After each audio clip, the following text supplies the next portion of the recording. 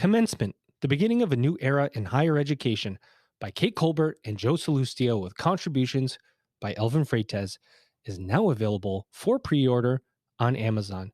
Get your Kindle edition or your softbound book. It's going to be amazing.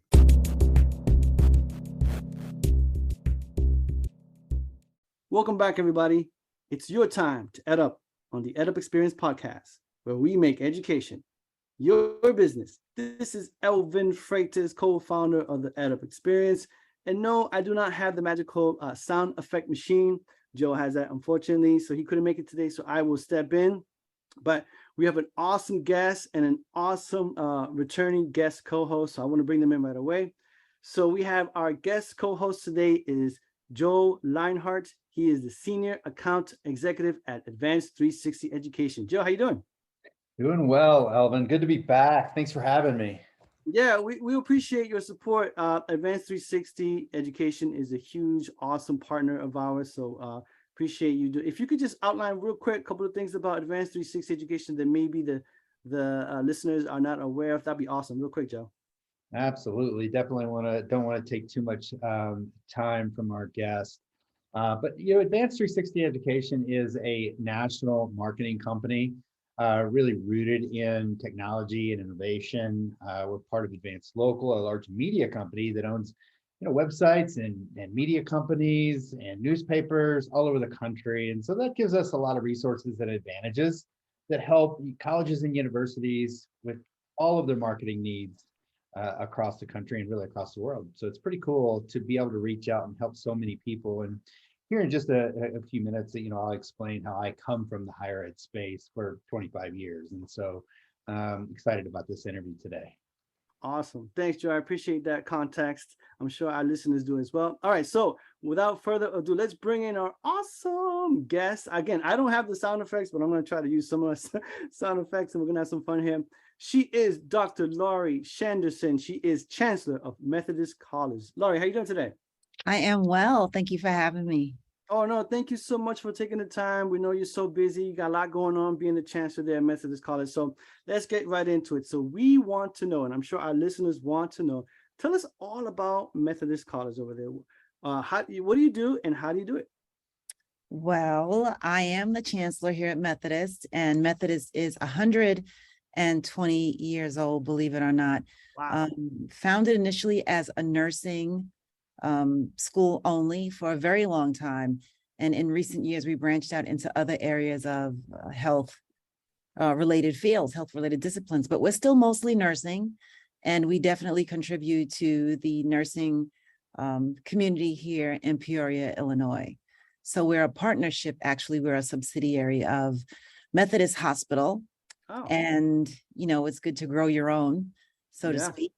And we're excited to continue to be able to provide support for the hospital and the clinics and the various healthcare settings that are in our community. That's fantastic. So I was looking at your LinkedIn account and I see that you've been the chancellor there for about 1.5 years. Is that correct? Yes, almost 1.5 years. That's great. So here's the thing that I've been listening, maybe you have too, around higher ed, is that there seems to be a revolving door with presidents in the presidency. Presidents are now retiring. They are also not staying as long as usual in one place. So my question to you is, since you've been there 1.5 years, talk to us about what is it that you love so much about being a president, right? What do you think is going to keep you there for, because there are many presidents that are also working for decades at one particular institution. So what do you think is going to keep you there for decades, Laurie? What would keep me here is a continued strong relationship with my board, with the community, and with the institution. I think the revolving door that you speak of is something that's a real phenomenon, but it's because there's not a good fit. And, there are positions that pop up all the time. And unlike other positions where you can move around more fluidly, there has to be a position in a location where you want to be at, in a school that has the setting where you want to be at. You understand the nature of the problems and you feel that you're suitable to be able to address those problems. But most importantly, that you're a fit for the board and in who they desire in a leader. And sometimes, you have buyer's remorse on both ends, and it So just true, yeah. doesn't lend to a good fit, No, and it's not no. sustainable, and it could be very difficult. I, for one, am extremely fortunate in that I have excellent board leadership. I work with other executives as a part of the hospital system, to which the college is a part of. Extremely professional and competent leadership throughout, and great support for the college and what we're trying to do here. Fantastic. Go ahead, Joe. Yeah, I was looking at your LinkedIn as well, Dr. Shanderson. I was impressed with the fact that I had a mentor of mine years ago. By the way, I started in this business in like 96, enrolling students, and managed enrollment for over 20 years, and ultimately became a campus president. And so a lot of the questions I ask you will be, kind of from that, I guess, spectrum, if you will. But one of the things he told me a long time ago, he said, Joe, if you want to grow, you're going to have to move around. You're going to have to go. And I noticed you've moved around the country a little bit for this industry, haven't you? Can you tell us a little bit about that? Well, it's about fit. I am a native New Yorker, born and raised. You'll know when I ask for water, where I'm from. But Great. my roots are totally East Coast. I have moved around because the opportunity to have more positions with greater responsibility, called for me to be able to do that. But it also gave me a great advantage to be able to work with different accrediting bodies, not only programmatic, but regional. So Yeah. I've worked with Middle States, I worked with SACS, I worked with WASC, and now HLC. And it's a good, I think, a good foundation to have a good perspective to lead a college or university. HLC is great to work with. I've worked with them over the years as well. And one of the things I found in my research was that you guys were granted accreditation for grad degrees in nursing for the next 10 years, I think. Tell me how that changes the school. Well, I'll tell you, we actually have a site visit on Monday and Tuesday. So things are pretty busy around here. Our site visit will take place again next week on Monday and Tuesday. So we're preparing for that. But I did get news yesterday that our regional accreditation, programmatic accreditation for our graduate nursing program was approved for 10 years. So this is hot news off the press last night. Wow. So clearly, things here at Methodist College are going well, or we wouldn't have gotten 10 full years. And I'm really excited about that. It's amazing. And how do you think that changes the school over the next 10 years or so? What's your vision there? My vision is for us to continue to grow in capacity relative to what we can offer the community. First and foremost, we have great physical space. We have a beautiful facility, and we have great support again from the hospital systems. And my goal is for us to continue to fill the needs, the healthcare needs of the community. So we do have some marginalized members of the community where we have populations that don't fully represent the profession. And, I, for one, as a woman of color, would like someone of color to at least understand my health needs in a way that sometimes only they can when we talk about interpretations of health and wellness. And I think we need to have more individuals that represent the community involved in the care of the community. And for many reasons, we've not been successful in achieving that across the nation. But my goal here at Methodist College is for us to infuse our curriculum and our programs with more students of color, giving them the opportunity to serve the community. Yeah, Joe, I think Joe, that. I just want to jump in real quick. I'll get it back to you. But so I'm going to zoom in a little bit, Laurie, about that. You said women of color, and there are not many women of color as presidents or chancellors of an institution. So tell us about, and I'm sure that listeners are going to be very curious about how you got to where you are now. I mean, did you have mentors? I'm sure you didn't say when you were in college, I want to be a chancellor of an institution of higher education. I'm sure that wasn't part of what you wanted to do. I mean, when did that happen? How did it all happen? Well, it started off, I used to be what they called a candy striper back in the day. I'm dating myself here. And I volunteered at Harlem Hospital in New York City. And unfortunately, my mother became ill, and she was in the hospital for 3 days. And when I went to see her, I really couldn't take the care aspect of it, not the direct care aspect of it. So my dreams of becoming a nurse was shattered because I don't think I had the the stomach for it, so to speak. It was just really hard to see her suffer and then ultimately die at 15. Wow. And I knew that I wanted to be in healthcare in some form of fashion, but I didn't know what that meant. So as an undergraduate student, I sought out internships that would give me different perspectives. So one was at a VA, one was at a health insurance company, one was at another type of facility. And I realized that administration was where I really wanted to be. In my graduate programs, I got more involved in data and informatics, so to speak. Mhm. And I really enjoyed the programming aspect of it. And so I started having positions that were analytical work. I was a medical economics analyst. I did this type of work for a few years, and I became a research analyst. Well, at the time, I was working at a research institute that was, I had to travel for work and it wasn't near home. And one of my friends says, hey, come in and teach a course for me. And I started teaching as an adjunct, and I started doing that. And then I was asked to do it full time, and it just grew from there. But I always knew that I wanted to be in a role that had the opportunity to be impactful. And that meant that I saw a lot of things that I didn't necessarily agree with and how things could be better. And that means taking on more responsibility, of course, and lending your voice in a way that gives you the opportunity to have a greater impact. And so, you know, it was just a trajectory that I wanted to be on, not necessarily for the title, but for the opportunity to have an impact as much as I knew that I could. And along the way, I've met several mentors, and some look like me, some did not. Some shared the same biological sex, some did not. But surrounding myself by good, strong, intelligent people that have great integrity and strong moral compasses and amazing work ethics is where I think I landed where I did. Got it. Go ahead, Joe. That is fantastic. I could just sit and listen to you. So I think I'll do some more of that. But I want to ask you really quick. I remember when I transitioned from being a VP of admissions and ops at a college to being the president of the school, albeit much smaller school than you're running right now. I just am curious from your vantage point. You were dean for a long time, I saw. What was the difference for you from moving from that role into now being the chancellor? Well, I have to tell you, it was similar and different. It was similar in the fact that I was a founding dean of a school of health sciences. So before I got there, health sciences did not exist at the institution where I was. So I had to build everything. I was a department of one. I was a school of one, School of Health Sciences, and I had to build that out. But I had a lot of experience in building new programs at the graduate and undergraduate level. So I knew that I could do that. In terms of that type of leadership, that individual type of leadership, where I was a unit of one and had to develop kind of on my own, I knew that autonomy would lend itself to my being in a chancellor/president role. But a lot of the work, I think, in terms of the level of responsibility, I was used to it.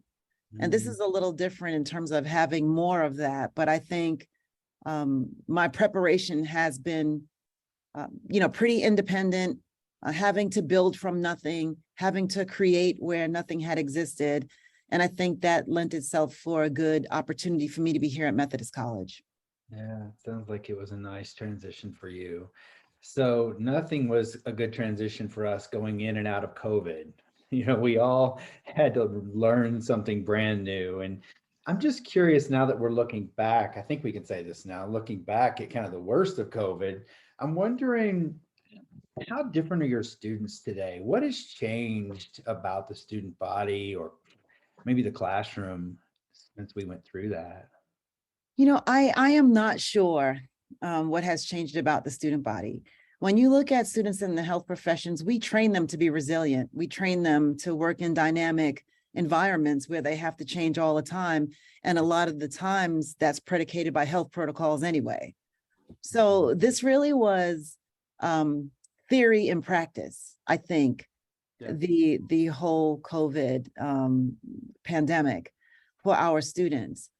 In terms of teaching and the classroom applications, I think that was more of a challenge because we've had individuals that had taught face-to-face, and of course this discipline requires that you are in front of the students. And in many instances, we had to move to an online setting. And so having those that have been prepared, most of their academic careers to teach in front of students now move to a different platform. That's the method of delivery is very different. So what you can do face to face is not easily translatable in an online setting. So you have to learn, different practices that could get the outcomes in terms of student knowledge acquisition and content transmission and applied experiences in a way that you couldn't if you were not standing there face to face. So I think that was more of the challenge, and making sure that our faculty had the training and that they were up to date on how to, have the same rigor online as they felt they could have face to face. That was very important, and having the integrity in that learning process for our faculty, because they didn't want to feel like they were phoning it in. And there was so many aspects of the nursing curriculum and in the other program curricula that they really felt required hands-on and face-to-face interaction and engagement. Commencement, the beginning of a new era in higher education, by Kate Colbert and Joe Salustio with contributions by Elvin Freites, is now available for pre-order on Amazon. Get your Kindle edition or your softbound book. It's going to be amazing. Yeah, it's been so complex and complicated, and yeah, I think we're better for it. I think like most things, these challenges strengthen us for the future, right? But I want to ask you about, a much larger topic. It feels like I teach an online class for a university and in leadership, and I'm always thinking about this topic, about how fast things are changing, or is that just my perception? So I guess I want to ask you, are things in higher ed really moving and changing right now, like it feels like, or is that overblown? What do you think? I think back in the day, dating myself again, technology and healthcare were the things that changed the fastest all the time, every time. And we had to kind of bend with the wind as it, blew towards technology and things being outdated and healthcare. Those never stayed the same for long, and we had to be flexible. I think as it relates to higher ed now, I would agree with your assessment that things are moving along quickly. And I think that's a result of the overall environment that we live in, just as a community. Things are just much more fluid. Things change all the time. There are demographic shifts that are having an impact on higher ed. There are also the value of an education and what that means, and is it worth the investment? There's so many different things that lend themselves to our needing to change as well, and to address the needs of the workforce. But then how do we market, or how do we demonstrate that going into helping professions and that earning a college degree and advanced education is still a good investment? We have this constant battle, this constant competition for younger people and other, anybody who really thinks it's easier to be an influencer or to go into professions or to be able to make money in a way that is different from how we did it in the past. But unfortunately, some of the things that we do require that you have formal training. And we just want to encourage younger people to embrace the training and to enjoy the process, and then to come back and help their communities in ways where we really need them right now. Yeah, and if I could jump in real quick, it's interesting because I think I saw or heard something on a podcast that most 8th graders, as you mentioned, Laurie, they actually aspired to be YouTubers or influencers. And so that's kind of a scary thought, because that's extremely difficult. It's like, 1 in a million that are able to do that. Not everyone could be Mr. Beast. I don't know if you guys know Mr. Beast. He's like the #1 YouTuber in the world now. He's absolutely unbelievable, millions and millions of views and millions of subscribers. And now all these young kids, they're watching him and saying, that's what I want to do. I want to do that. So when you talk about the value, I mean, that's exactly what, higher ed is fighting against. It's like, how do we improve the value of higher education? So my question to you, Laurie, is, are you having those conversations more often with staff, faculty, other presidents, students? I mean, are they saying, why should I even go to higher education? And if they are, what are some of the responses that you're kind of telling them about? I think for a while, and it's been leading up to this, it's been, what degree can I get that's going to give me the biggest bang for my buck? Yeah. Yeah. So we got away from, pontificating on the grassy knoll to moving towards what some even made it seem like vocational Yeah. education in higher ed, right? It's do this and then you'll have this job, or you'll stack degrees for the purpose of career advancement, but not necessarily for an educational experience or knowledge acquisition. And I think those conversations continue to happen, but the population and their thought process on these things has changed so much that you really have to identify younger people that recognize and appreciate degrees and have them speak to other younger people, Oh, because I that's a think good the one. rest of us Okay. sound like Yeah. womp, womp, womp, womp, womp. Go get a degree. I like and that go to one. school. And I don't think it resonates the same way. Mhm. But again, there are these areas where we definitely need trained professionals that have earned degrees. And some things that we know that have gone away a little bit, like I think they say brick mason and plumbing, and those areas lost a lot of people and are now gaining people back. And I think just because we've kind of priced ourselves out in many instances, Yeah. the pandemic also showed many students, what they were paying for relative to the costs of keeping student centers open and sports teams and all of these other ancillary things that we do that are co-curricular. And when they couldn't access these things and they started to say, hey, what are we really paying for? There are a lot of different conversations that are going on about the value. Yeah. But I think it's incumbent upon us as leaders to make sure that the students know what it takes to have a community be successful and sustainable. What does that look like, and who do we need to be in the neighborhood in order to perpetuate life in our communities? And then what are your skills, and how can you parlay that into a career that benefits your community, either a local community or a national community? I think we need to have those conversations in real time. And to your point, everyone's not going to the NBA, everyone's not going to the NFL, everyone won't be a rapper, everyone won't be an influencer. So where do you land? And how does that look ultimately? Yeah. And before I pass it to you, Joe, I just wanted to add that I absolutely love that insight that you said, that it's the younger folks who have the credentials talking to the prospective students and let them know. And instead of us pontificating, this is why you should go to higher education, this is why you should go to college. And I think that is so smart. And that's why I think, a lot of schools are using their current students, using their alumni in the whole, enrollment process and marketing. So that's really great insight. Go ahead, Joe. Yeah, one of the things that comes in my mind, the word that comes in my mind when we talk about the cost of college or whatever degree programs we're offering is value. Like, how much value are we offering? I was reading an article not too long ago, and I'm going to butcher this, but you'll get the gist of it. And what the guy was trying to say was, listen, if we're charging more, shouldn't we be giving more? And so then he did a study of classroom hours in the 1960s that were required at state schools compared to today. And it was some 50 hours more, in the 60s compared to today. So in other words, it's kind of like saying the carton of ice cream keeps getting smaller, but the price gets bigger, right? And I'm wondering from at Methodist College, in terms of value, how do you guys maximize to make sure you're going to continue to offer that high value for students? I think it's important.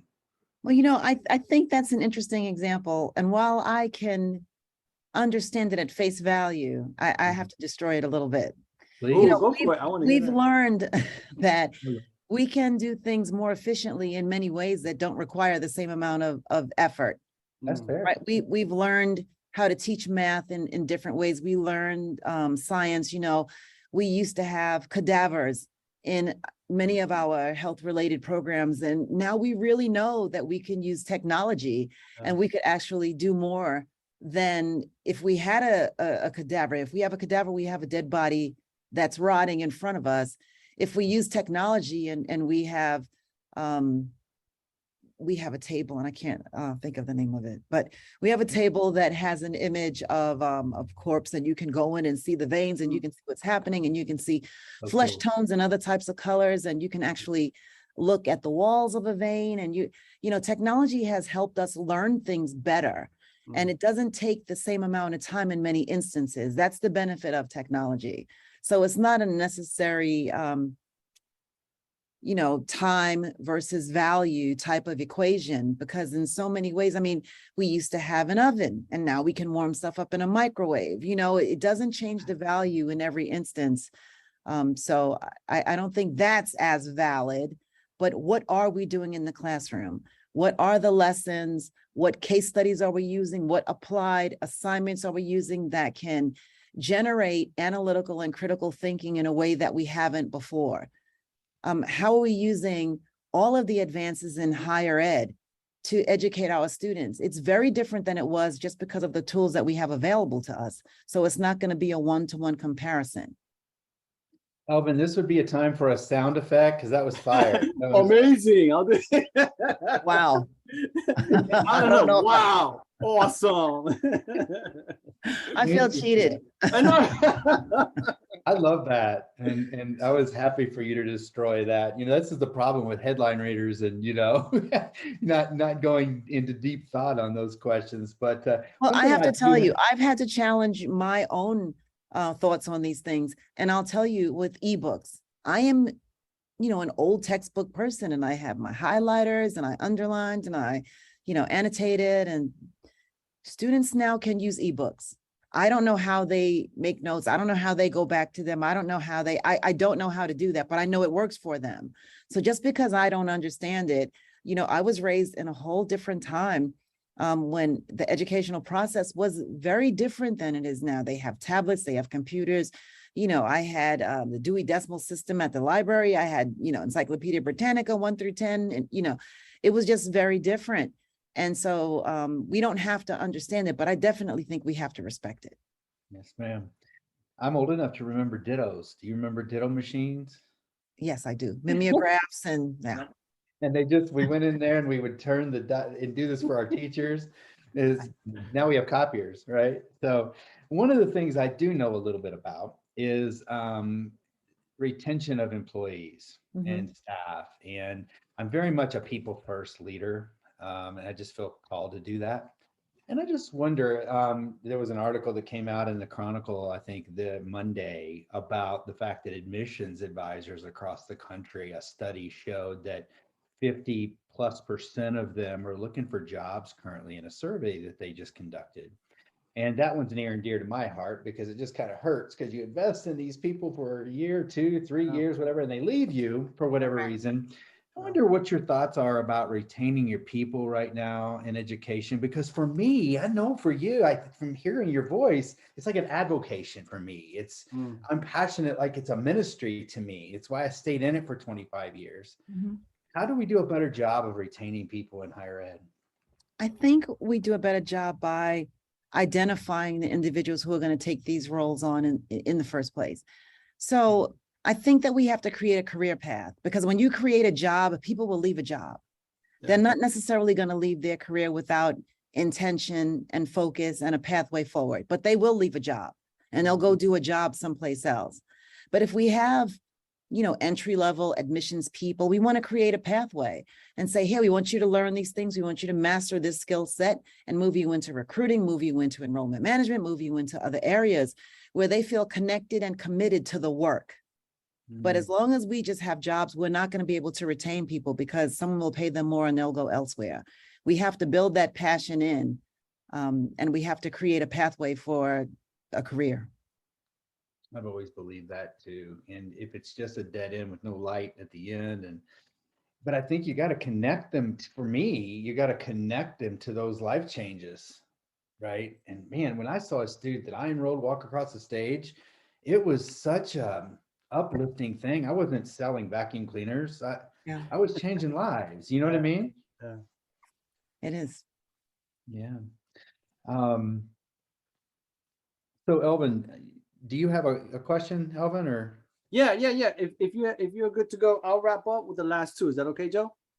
Sure. I wanted to ask her really quickly though, if I could. I thought you were kind of jumping in there. I was wondering what keeps you up at night, as in terms of your job, What's on your mind most of the time? I think what keeps me up now is just the amount of work that I have to do. In terms of fit and doing the right thing, and I will sleep extremely well. I don't feel like what I'm not doing is good for the college. Missteps and all, I do feel pretty good about my intentions and my efforts towards a better day every day at the college. I think the amount of work and the quickness at which it comes to us, and the need for us to change, and all of the things that are going on in higher ed, and trying to be in front of things and to plan and to implement and to prepare for accreditation. We are just heavy with a lot of tasks on our plates. But in terms of doing the right thing and having any of those issues, well, I will tell you, I think the amount of students that have presented recently with a lot of anxiety is something that is really bothering me. Because much like the rest of us in society, they have this steady diet of social media being fed to them, and they have to process information that sometimes they should not be there to consume. And we really can't do much about that. And I think it becomes overwhelming with the rigors of their studies and with the other challenges and the other competing challenges that they have in their lives. And it can be overwhelming. And I think that is something that bothers me, because I'm seeing that escalate more so than ever. But we're seeing that everywhere, but it's just harder for me to see it in the student population. Amen. I was really noticing a lot when I left the last school I was with, even homelessness and, struggles to just eat every day, and people listening to this may not realize that exists in colleges, but I can promise you, I've seen it firsthand and had to create programs to help students. Well, to your point, we discovered this issue just last month with food insecurity and housing insecurity. We were able to make a housing referral. But in terms of food, we've partnered with GLOW, Girls Light Our Way, and we've had 3 food banks. And today we had another one where we bring food on to campus. And our campus is located in an area where you wouldn't think that there would be a need, but we have the students on this campus. And we've been able to provide them with baby food and non-perishables and a lot of groceries. And they've just been so grateful and so happy. And I am glad that we're able to provide them with this, because they need it and they need the support right now. And ultimately, we need them. So it's an investment in our community and an investment in our future. It's beautiful. Yeah. Elvin. That's wonderful. This has been a really fantastic conversation. Thank you so much, Laurie and Joe. This is great. So let's finish this up, and we're going to ask 2 questions that we ask everyone. So first question is, what did we miss that was not talked about during this conversation about Methodist College that you might want to talk about, Laurie? And second question is, what do you see as the future of higher education? Okay. What'd you miss about Methodist College? I think, we're a smaller school here in Central Illinois, and we have great faculty and we have just great staff. And our goal is to just continue to provide the hospital systems in our local community with very skilled, proficient, culturally competent healthcare workers. And we don't have a lot of visibility and opportunity to say that with everything else that's going on in the world. But to the point that I can share that with your audience, I'd like to share that. And second, in terms of higher ed, I think what was the question again? I'm sorry. What do you see as the future of higher ed?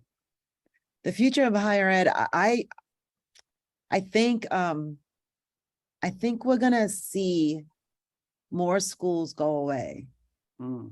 Because I see a lot of corporations getting into higher ed space with micro-credentialing and different certificates and different ways to learn things that don't necessarily require a